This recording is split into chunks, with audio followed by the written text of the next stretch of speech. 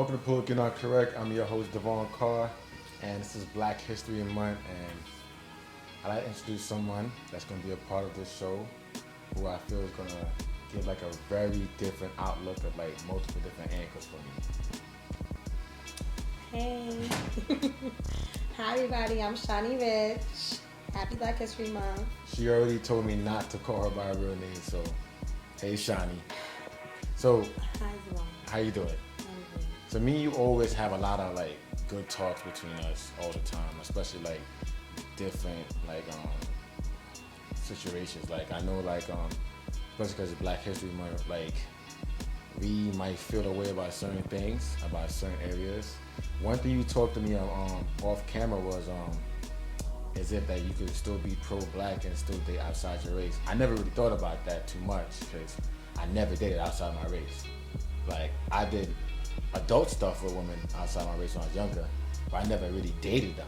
Fix your face. All right. So I wanted to know your opinion about that. You asked me if I can be pro-black and date outside. Do I think? Yeah. Do you think people can be pro-black and date outside their race? Yeah. I think to be pro-black, you have to be intentional. And I don't think you can really date outside your race being pro-black because honestly, like if you want to be technical, it's more than just, it's not, take the emotions and everything out of it. It's more than just that. It's pouring into the black community. It's building black wealth financially, spiritually, mentally, uplifting, black people. The thing with being pro-black and then dating outside of your race is like, okay, listen, how can you do that with somebody who isn't the same like you know what I mean? And it's deeper than just, again, just oh my God, we love each other, oh my God, emotion.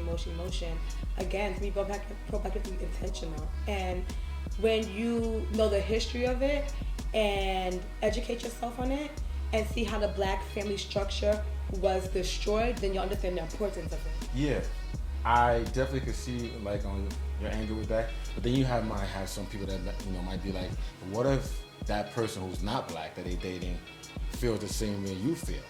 Okay, do white supremacists date outside their race? No, they don't. White supremacists, they date in the white race because they look at their men as superior, right? Yeah. How can a black woman be considered a god? How can you want to uplift us and all these things being pro-black and not pour into that? Not pour into a black woman. But what if they do pour into it? Because some people might argue like, what if you're not with one? No, I meant like with whoever like the race is, Asians, white, whoever. What if they are dating like a black woman or a black man and they say, you know what? I want to I want to also pour into what you're doing as well. For me, I just feel like, for me, again, being pro-black, I couldn't see myself being with anybody else other than a black man. I couldn't see myself pouring into anybody else's culture other than mine. You know what I mean? I couldn't see myself wanting to uplift, bring generational wealth, pour into communities if it's not what I am. You know what I mean? Like, and that's just my personal standpoint. I could be wrong.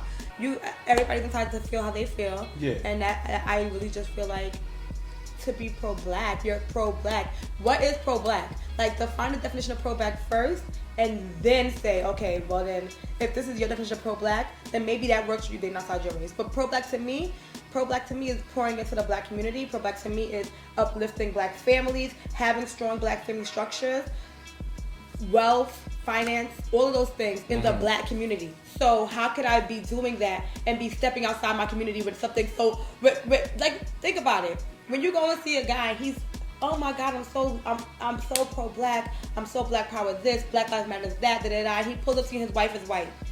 Everything, you lose credibility for everything you just said to me. Goodbye. Yeah, can you do look at him like you sure? Exactly. Like, so, like, all right. So my opinion about it is that I share the same belief you saying. Like, but I hear people all the time say like, what if they do? And in my experience of doing these things, of like talking to people, I always tell, if they not feeling what I felt, I don't understand it because there's different areas like you said, it's a deeper thing. They may love you, which is love is blind sometimes. Love is real. They may genuinely really love you, but they're not really feeling how you feeling. because there's times where But I think it's not like kind of like you can't relate. yeah, You could try to sympathize for it, but you can't. It's not a reality for you because that's not your reality. You're not black. You're not gonna understand what it is to be black. You're never gonna have a understanding of it until you got your like experience. People learn from experience. If you don't have that experience, that experience is not a reality to you. You can try to sympathize with it. You can try to be like, oh yeah, I understand. You will never understand until that's your reality.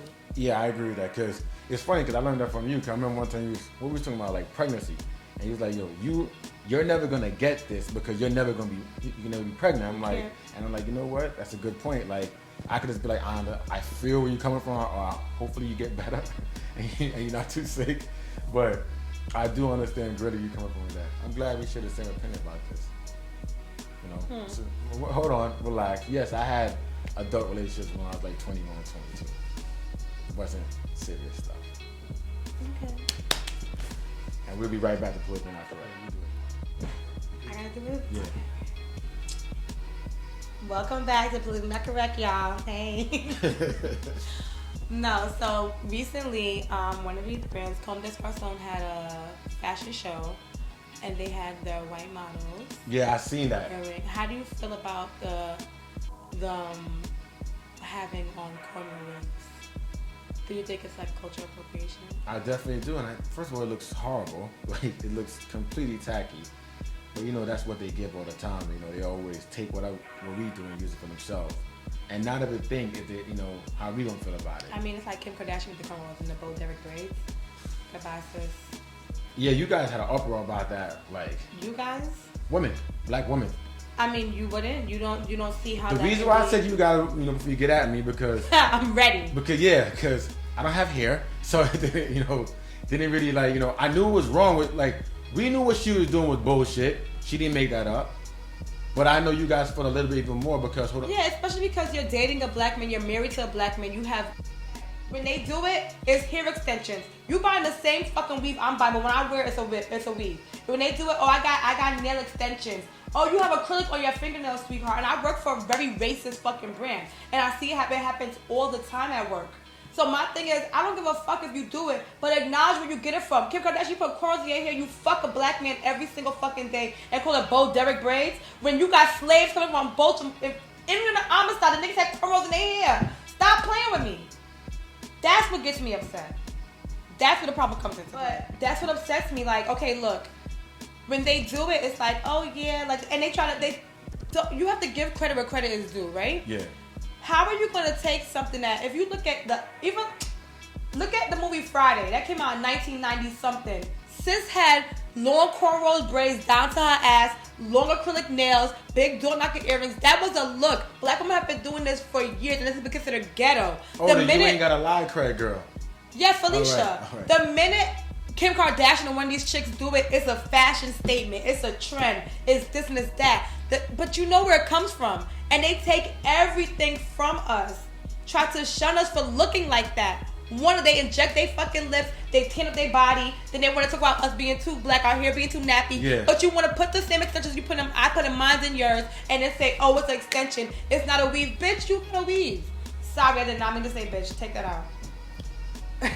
The thing, I think everybody can agree with you that, you will, say it's bad when we do it, but then want to take it and use it and just, make money off it. And now it's fashion because why? Because white people are doing it now, so now it's fashion? Yeah. No, it's not. It's something that has been going on in the culture for centuries, for years. It's not fashion. It's what we do. But that company was wrong for that. Well, I personally think it was wrong, but you told me that it was also black. There were black people walking the show. Again, a fashion show has a uniform look. When you work these shows, I'm a makeup artist. When I go on set for things like this, yeah, every model has to have the same exact makeup, same look that's laid out. You have the blueprint right in front of you of what to do. So every single model had the braids. Some of the black models, unfortunately, had on the bad, ill-fitted lace front with the cornrows, and some of them had their hair out, if I'm not mistaken. So it's like, I get it. You understand what I'm saying? I get it, but what? Why? Yeah, why did you do that? Did you not think about this first? Why did you do that? The thing about this, we always think if you did thought about it, you thought that this would work completely. You didn't think you would caught some kind of backlash, anything. And the thing I noticed, when they do things to us, it's almost like they're not thinking about any consequence. But if Well, that's because I'm you know how I feel about this. Yeah. That's because as a community, what happens is, oh yeah, we'll be upset for a minute, or we'll say, oh yeah, this is so wrong for a minute. Go back tomorrow and buy that same exact brand tomorrow. Still put money into their pockets, and people don't understand, especially I don't think we understand the power of the black dollar, and that is what's upsetting. It's extremely upsetting. It's just disheartening. Like, and you can't even be mad at that because look, if we were offending white people all the time, right? And we had a business that they had to buy something from, right? But we were still getting a majority of our profit was coming from the white dollar. Do you think we would stop offending white people? No, because they still spend their money with us. I'm looking at you so stupid, you know, like so it stupid don't matter. anyway. I could disrespect you. You still gonna be like, here you go Gucci, here you go Comme des Garçons, here you go. Like it's nothing. And that's the problem. All right. That's why they do that. You got that off your chest? I mean, I did. Okay, good. Great. We'll be right back to Politically Not Correct. Oh yeah, hey, shameless plug time. I'm Shani Rich, and a bomb-ass makeup artist. Check me out. Every handle on social media, IG is Shani, SHANI.Rich, RICH. Twitter is makeup_N_mayhem. Facebook is Shani Rich. Hit me up, book me, all of that good stuff. I'll fleek you out.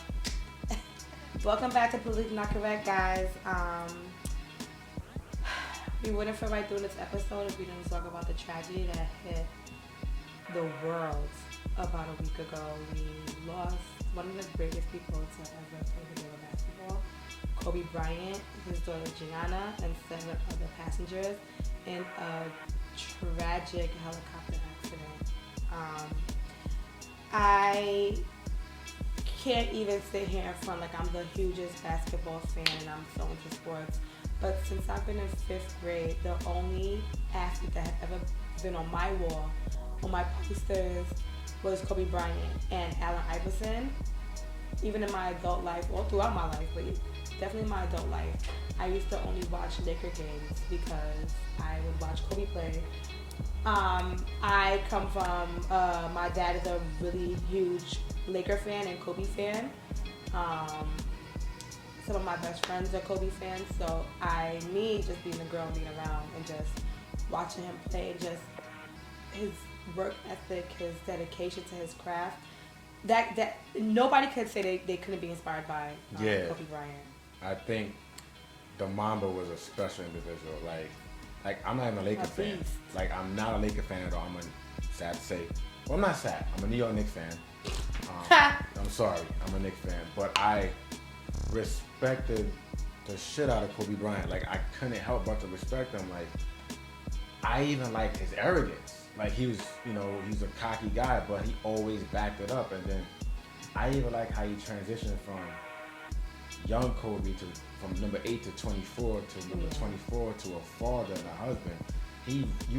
It's just you like seeing that because that's just the epitome of how people grow, and it's just to see him be all around his family.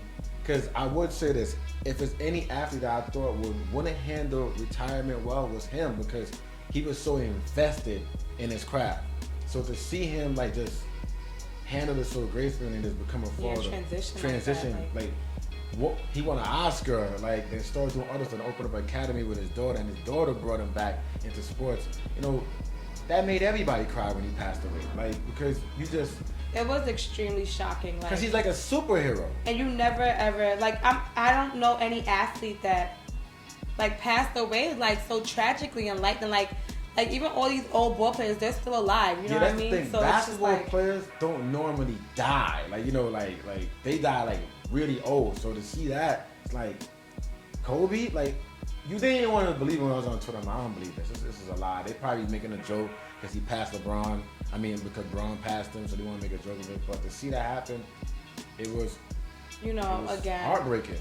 Extremely heartbreaking. But I can't even imagine the pain that his wife and his family is going through, losing your husband, your partner for life, your child, something that you carry in you. I'm a mother myself, and I couldn't even fathom the thought of walking this earth and knowing that my child is not here, my husband is not here. You literally like all we could do was just pray for her, like just pray for her and ask God to give her strength and clarity, especially in a situation like this. Like it can, I can't even. Every time I think about her and what she could be going through and what she is going through, my heart just hurts.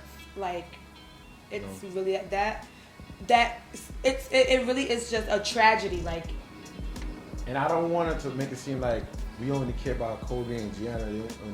Our condolences go out to the other families that lost people, like on loved ones on the helicopter too. Definitely. It was like an it was entire a tragedy. family loss. It was a tragedy. Like so just we're really painfully. It was just a lot going on. Today's what? Today's. And it makes it day 7. Today's the 2nd of February. He dropped 11 years ago 61 points against the Knicks. Oh wow. Yeah, it was I wouldn't know that. Yeah, it's just Knicks fans knew that because he did us dirty. But I want to keep a lot of good memories of Kobe. I'm going to keep a lot of good memories of Kobe. All the great things he have done, all the great things that he possibly could have done, and that I feel like that Mamba mentality is really real. Like it was more. It is because he was definitely the definition of hard work and dedication, honing in on your craft, owning it, Not and only being that, the even best if you that you have can talent, I remember he always said he wants to outdo his potential. That is something different to hear somebody say that. Yeah. Because he was just born talented, but he worked harder. Yeah, exactly. Hard work and dedication. So, and that is really the recipe for all greatness. Hard work and dedication. Really honing in, knowing what you want, setting your goals, and just smashing them.